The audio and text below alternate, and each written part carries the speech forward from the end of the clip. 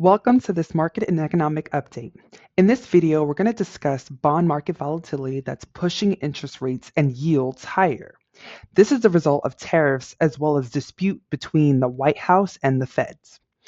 Now, it's important to remember that the short-term volatility is normal and can be caused by a variety of factors. This volatility can create both challenges, emotional challenges as well, and opportunities for income-focused investors.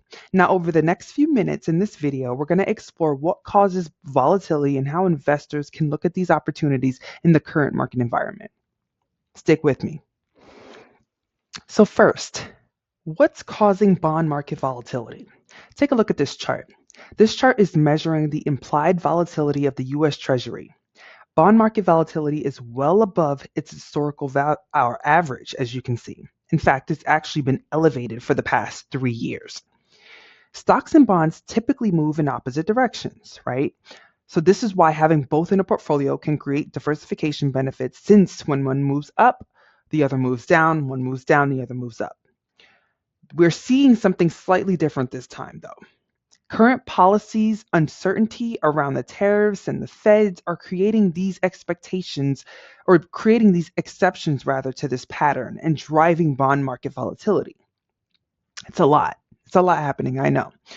This is because increased uncertainty is making it harder for investors, households, and businesses to plan effectively. This means that when it's harder to forecast where the economy may be going in a few months, let alone a year, this has driven the interest rates higher and has acted as a headwind to bond returns. So primarily, in a nutshell, it's uncertainty, because we're experiencing something new, experiencing something slightly different in this environment. So next, despite higher than expected interest rates, this chart shows that most bond sectors are still holding up year to date, including the U.S. bond ag, treasuries, and investment grade corporate bonds. Corporate bond investors are paying particular attention to quality levels. Investment grade spreads remain tight, while high yield spreads have widened but are still narrow comparative to past crises, just such as 2008 or 2020, the pandemic.